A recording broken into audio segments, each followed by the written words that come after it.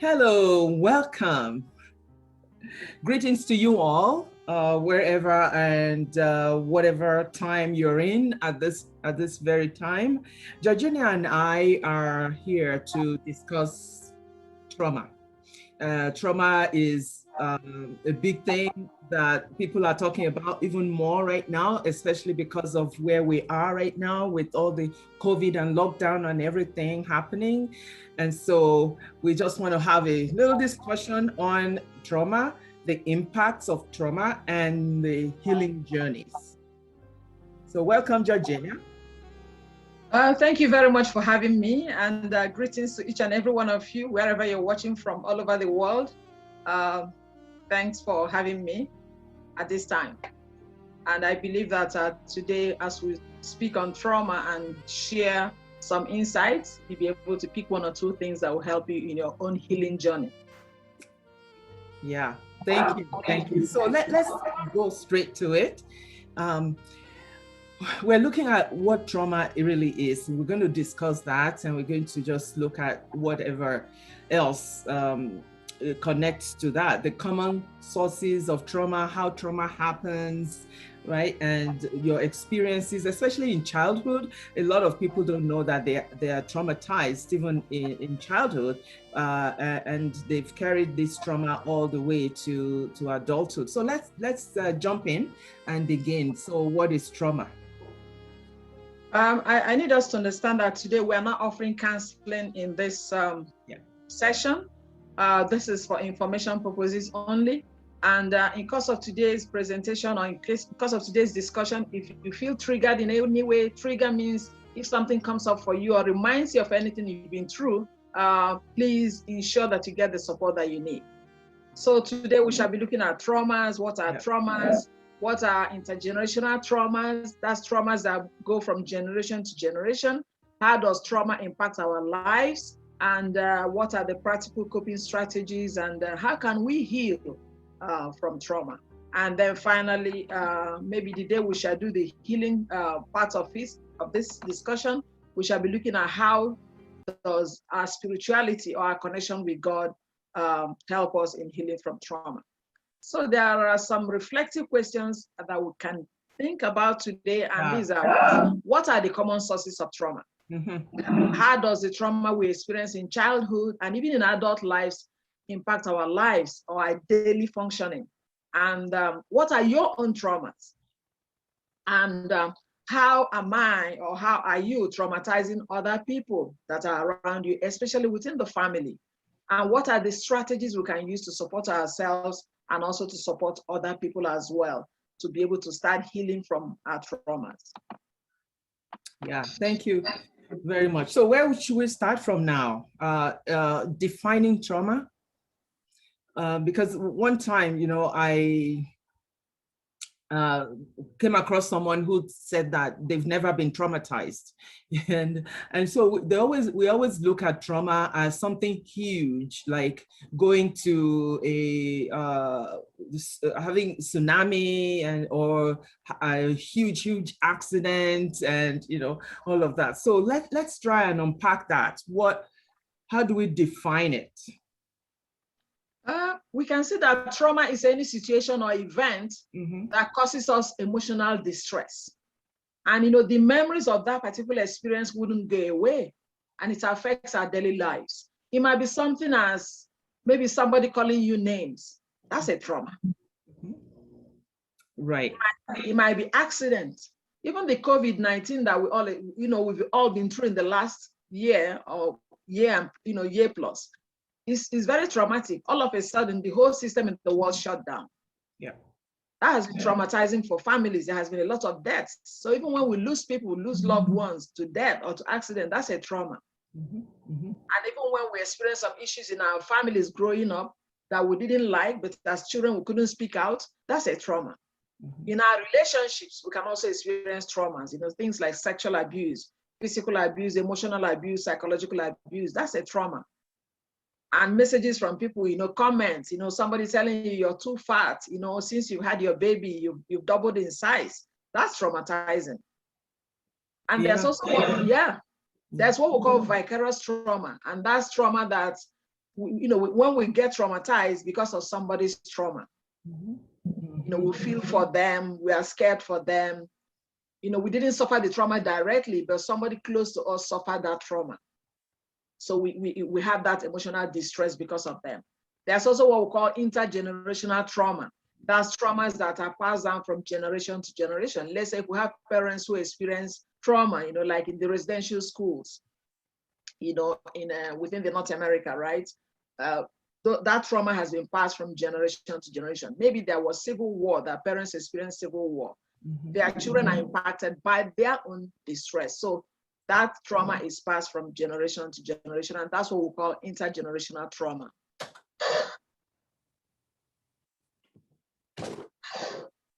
Yeah.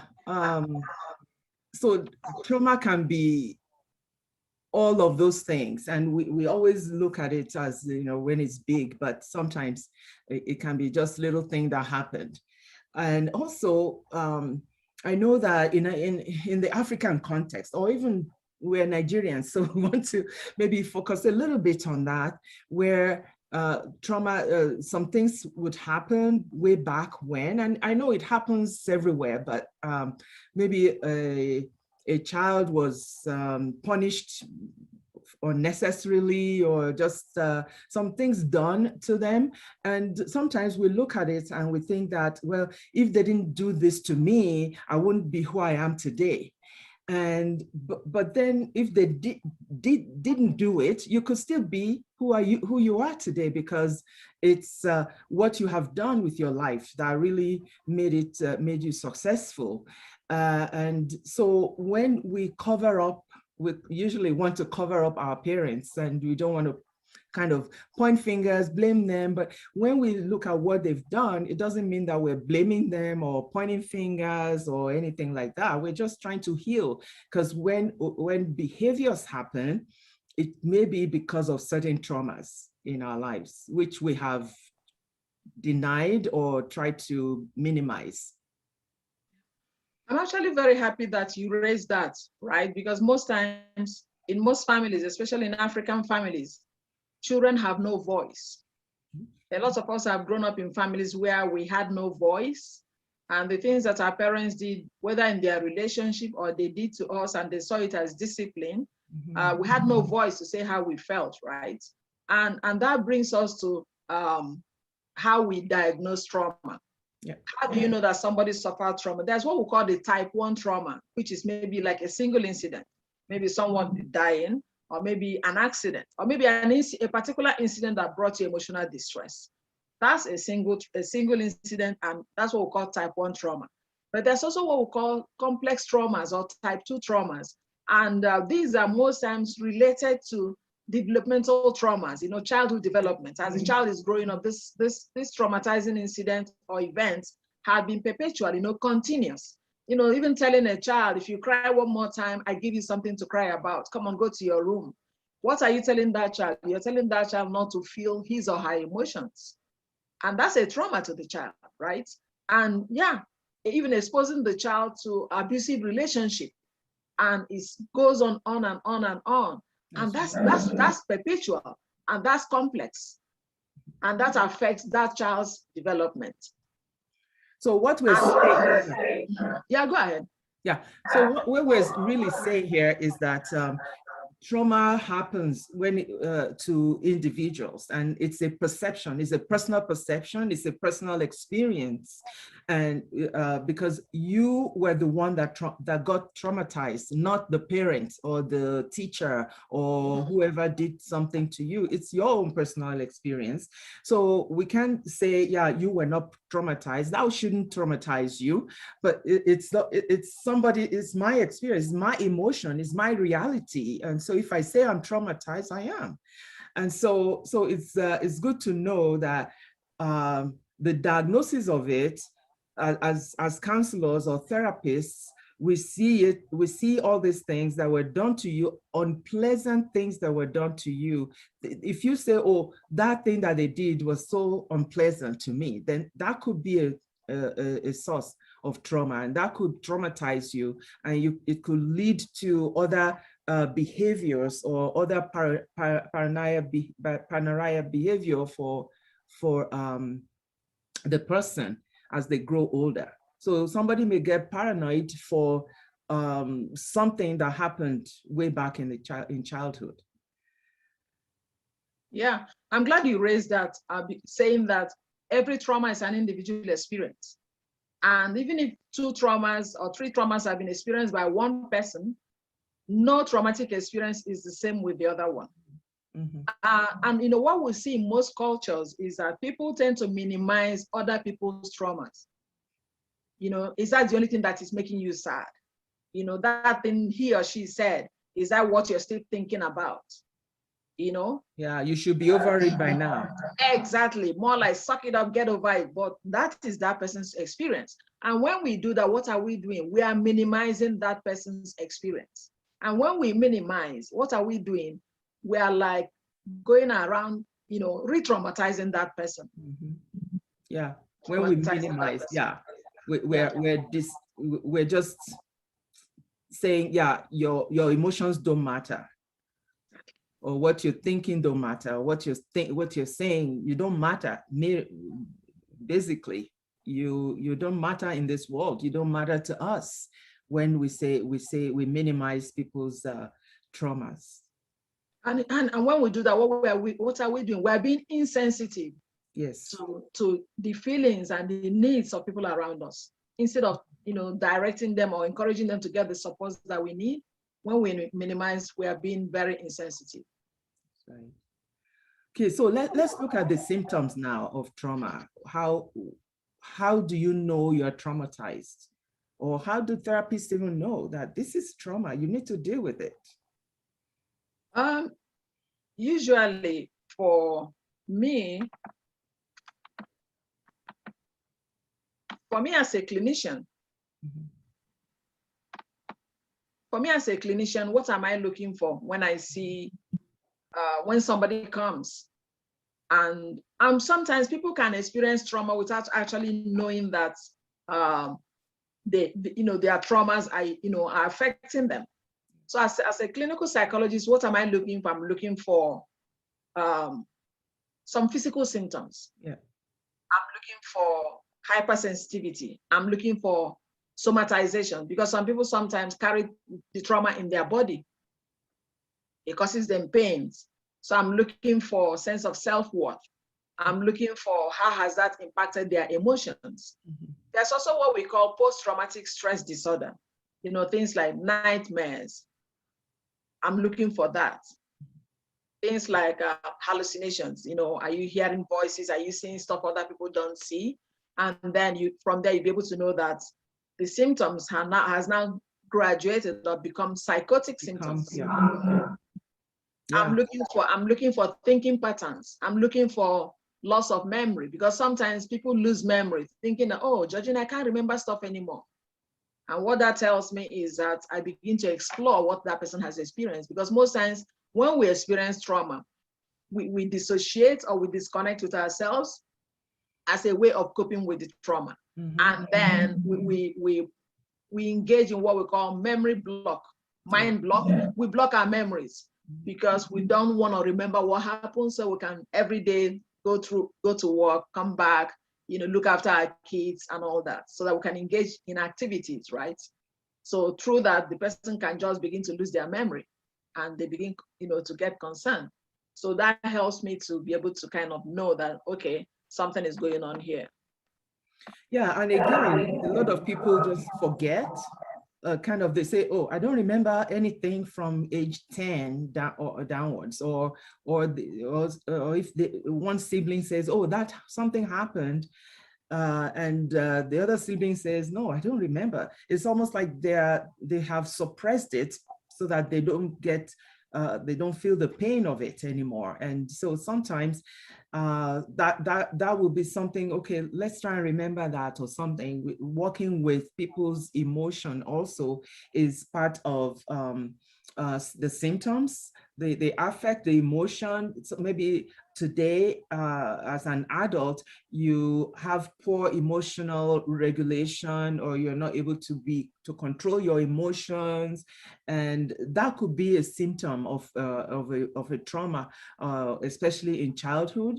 You're easily upset, easily angered, especially sometimes when you do something and you're like, "Oh, I don't know why I did that," or you almost immediately regret what you've done. And so that could be a symptom of trauma. And that's why it's important not to be angry at people when they do all kinds of behavior, because they may be suffering the impact of trauma that happened, that's just triggering them. So in terms of emotions, watch for that emotional issue that may be happening, or it's too hard for you to calm down. You're always wanting to do things or going here and there. It could be a symptom of trauma. I'm actually glad that you brought that up, because that's what we call emotion, people using somebody else as an emotional punching bag. More like getting irritable at everything, not being able to identify the sources of their anger, saying things like, if you didn't make me angry, I wouldn't have punched you. If you didn't make me angry, I wouldn't have said what I said, not being able to take responsibility. Yeah. And another symptoms that we see as well is that because people kind of get into mind block, or they numb the pain, they try to get into substance abuse, addiction to alcohol, addiction to drugs as well. Yeah. And some people get addicted to abusive relationships. They have this relationship, they abuse, they leave that, they're attracted to another abusive person, things like that. Or you find people begin to live double life, on the out, that this nice person, and then when they come back home, they're a different person entirely. Yeah. And then people can get into avoidance behavior. They work a lot, workaholics, right? They're in business, they never close from work. And even from work, they go to another work and things like that. What are they doing? They're trying to force themselves or their minds not to sit down and relax and to reflect. Right. Yeah. That is also the part of it, that is the attachment issue, where maybe they've detached themselves because of something. They can't make friends. They can't rely on people because they've had a lot of bad experiences about disappointments. So a lot of all of that can be symptoms of trauma. And once we start to talk about the healing part, you will see how you're able to look at the trauma that really happened, and also overcome all those fears and shame or guilt that come with it. Okay, so those are symptoms, right? Or unless you have any other that we can look at. We also touched on all the body image and low self-esteem. Those are self-worth issues, and they can be a result of trauma. And the truth is that trauma impacts the brain of a child, because children, their brain never finishes development until about the age of 24, 25. So you discover that naturally when a child is born, this child is always happy, bubbling, but once trauma sets in, or once that child witnesses traumatic events in the family, it kind of affects the child's brain development.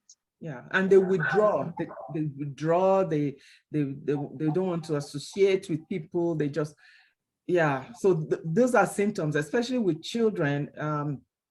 With parents, you can watch your children when they start to withdraw. Maybe they've experienced some trauma along the way. All right, so let's move along here. And we've talked a little bit about how trauma impacts us. Let's just unpack that a little bit more, because a lot of things that's happening now with therapy is that it's being recognized more and more, the neural patterns, the neuroscience, the brain activities that connect to trauma. Let's just look at that a little bit more. Like you said, brain development in children, the brain is still developing until they're older. And so they need to be able to deal with their trauma so that at least, it's not lodged in their brain, all the trauma that's happened, and then they carry it all their lives. So how does trauma impact us? Before we even look at the impact, we discover that let's even look at a child. Yeah. What role does family of origin play in experience of trauma? Yeah. Like some of us grew up in families where there's what I can call parental inconsistency. Parents say one thing and they do another thing. They tell you what you should do, but they don't do that to show example. So that's parental inconsistency. Mm-hmm. And you're told, don't talk about anything that happens in this family. If I hear it outside, you're in trouble. What are they telling you? Don't talk. And then you can also grow up in a family where everything is negative. Even if you pass all your exams and then one you didn't do so well, parents will focus on that one that you didn't do well. That's trauma. And sometimes as parents, we put unrealistic expectations on our children, especially maybe areas of our lives we couldn't achieve. Like for me, I wanted to go to medical school, but I couldn't pass my physics and my chemistry. And I kept working hard with my kids, trying to motivate them, extra lessons. What was I trying to do? I was trying to get at least one of them to go to medical school. So kind of pushing them. And then I had to step back and I said, Georgina, what are you doing? What is really my intrinsic motivation? I realized that the intrinsic motivation is because I was focusing on myself and not on the children. And then some of us grew up in families where you're told not to trust. Because when you trust your parents and they fail you, what message are you getting? Don't trust anybody. Yeah. The broken trust. Parents lie to you. That's a trauma. Or maybe in a family where you're compared with your siblings.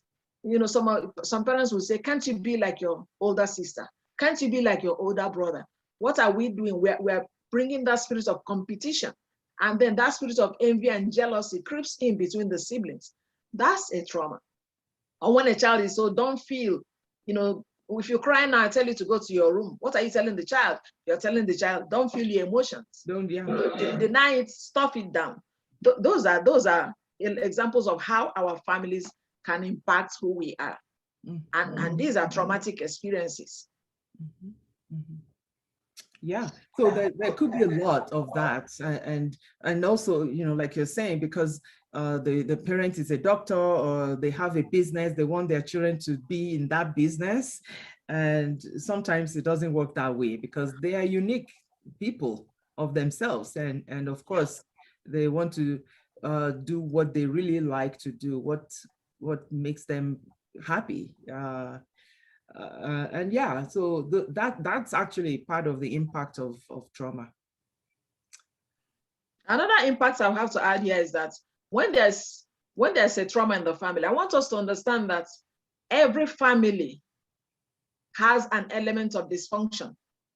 It's a question of spectrum. Some families are at the level of 1, some families are at a level of 10, which might be the highest. So every family has something that they're working on. Okay, so when there's an element of dysfunction in a family, that's a trauma. And what happens is that children in those families step into roles to be able to adapt to the situation. And that's why most times, if you're in a family where you see that the two parents, their relationship is not very good, okay, maybe there's an abuse in the family, there's always arguments in the family, you discover that most times the first child steps in to save the day. This is that child that will try to look after the younger ones. Let's say mom cried throughout the night, or maybe parents argue throughout the night. Then in the morning, this is that first child that will take the younger ones to the bus stop to get to school. This is that child that will fix dinner because parents are too upset to do what they're supposed to do. And that's the child that we call the star child or the hero. And this child automatically begins to be a parent. This child begins to be parenticized by the parent. This child steps into that role of looking after the younger ones, comforting mom when mom is crying, or telling dad to stop. And that's the child that we call the hero. So this child focuses on, saving the day, rescuing the family. And then in terms of school or academic success, this child most times has straight A's. Because maybe if I work hard in school, my parents will stop. If I work hard in school, everything will be fine in my family. And this child never gets time to be a child. So then this child carries this trauma and this hero role that this child has played and grows up to be an adult, he can imagine how that will impact that child's adult, relationship or even adult life. Yeah. And there's also the lost child, the one that is the invisible one, where all maybe the other children or the other child is the one that's maybe having issues. I know that sometimes with parents with two children, one is really the rambunctious one and always getting into trouble. They seem to get more attention and the other child is just left and they're like, I'm not giving you any problems and you're not giving me attention. And so that lost child could affect them traumatically, and they could they become very independent, and doing their own thing, and they think they don't have a worry in the world, and they tend to become really shy and withdrawn and lonely, and they find it hard to have intimate relationships. Sometimes they do have intimate relationships too early also, because they want to get away from the whole thing. So, and in their minds, they think nobody cares about me, and so I'll just find my way around in the world so that I can make myself happy. So that's another kind of a child in the family that we can recognize. There's also the one a child that takes the role of the scapegoat. This is that child that, you always get calls from the school that this child is bullying other kids, getting into fights. This is the child that the whole family kind of, empties their stress on this particular child. Dad and mom always scream on this child, why are you doing this? And this child will always tell a lie to be able to escape from, the punishment of dad and mom. And what does this child, and this child begins to act irresponsibly, right? And at the end of the day, this child begins to have relationships or a family outside the family. Because everybody in the family thinks that this child is a very problematic. Why are you giving me so much problem? Can't you see other children? Are you the only child I have? And things like that. Meanwhile, what this child has done is to step into a role to be able to cope with the dysfunction in the family, and this dysfunction originates from the parents. Oh, wow. Okay, what about the one you've called mascot? Oh yeah, that's the one that creates humor in the family. That one laughs off everything. That's the one that is so dramatic, has a lot of friends, that one can laugh off everything, anything that even because that child refuses to feel. So the child turns everything into a humor. Yeah, it's always a comic moment every time. Exactly. Comic moment. Exactly. Relieving the stress in the family. Will do nothing, like he always laughing over everything and trying to cope that way. It's just a coping mechanism. Exactly. Yeah, and then you hear things like, oh, I'm a jolly good fellow. Exactly. Yeah. They can be outgoing. They can be the star of the party, and they're always in the center of attention, and all of that. Whereas people will now look at them as, oh, that person has no problem. They don't. They're very jolly and happy and all of that. But then inside they're suffering. Yeah. Wow. So all of this, I'm sure as we are saying all this, some of you would recognize, because as we are even talking about it, and I know that I've even looked at it myself with my own children, and a lot of all these things we can identify. Everyone, I'm sure, especially if you're a parent, you can identify. If you're a teacher, you can identify with all what we're saying with the students in your class or in your group. And so it's a matter of just understanding the history of the child as you work with them, and looking out for how they can continue to heal. And that's why also for parents, we've always recommended that parents need to get help. Most times when parents are struggling, they tend to cover it. And in some cultures, this is a pattern of coping, right? So we always recommend, if you're struggling as a parent, get help from other parents, get help from professionals, get help even from the teachers. they will help you, because the more honest you are, the more easily it is for somebody to, help you. Because everybody has one stress or the other they go through, especially when you're parenting a child. Yeah. Okay, our time is fast spent, and I know we still have more to talk about. Would you just add some things, and then next time we'll talk about the healing journey, how we can begin to heal. Somebody actually asked me the other day, okay, so are you sure people can heal from trauma? Are you sure people can actually overcome the trauma that they've experienced? Well, we'll talk more about that next time, but anything else you want to add, Georgina? Yeah, what I want to add is that we all experience trauma in many forms. But to start your healing journey is for you to identify what your triggers are. What are those things that bring up the memories again? And that's what I call PPT, people, places, and things. Because people are going to trigger you with their tone of voice, sounding like you're an abuser. People are going to colors. Sometimes colors are going to trigger you because maybe the day the person abused you, they were wearing a red shirt, right?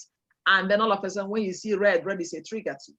Sometimes smells, even food, those things can be a trigger, because anything that reminds you of that traumatic experience. Sometimes if it's accident, maybe the road you passed through, maybe the color of the car that hit you the day you had the accident, those things can be a trauma. So it's for you. Healing journey starts from you identifying, people, places, and things. What are those things that bring up those memories? And those are the things we call triggers. And then being able to, process and talk through those triggers with your supports, with your, counselors or your psychologists or even your psychiatrist. Yeah. And sometimes as well, you might discover that your psychiatrist might want to put you on a little medication for you to start that healing journey, especially if your trauma is causing you to have those psychotic symptoms of hearing voices and seeing things, and maybe you having those thoughts of suicide. Your psychiatrist might need to put you on a little medication and then wean you off as you continue to heal. So I believe that in our subsequent sessions, we shall be looking at how we can start that healing journey. But it's your responsibility to identify what your traumas are and what your triggers are. Thank you. Thank you so much. That's beautiful. So from here, we want to go now, and we will come back next time to talk about how to actually identify your triggers and also how to heal. Remember, this is not a therapy session. This is not a self-help kind of thing. We're just giving you ideas. And the most important thing is find help for yourself. Going for counseling or therapy with someone who, especially therapists who are known for trauma helping with trauma, and it will be really good because they will be able to identify what is going on and help you to heal from those things so that you can live an abundant life that you're supposed to live. So any final thoughts, Georgina, and then we'll see you again. Thank you for listening today. And if things had come up for you based on what we've shared, just try and relax, try and do something for yourself today. It might even be something as simple as having a cup of tea. Just try and relax and know that there is hope in healing from trauma. Thank you again for having me.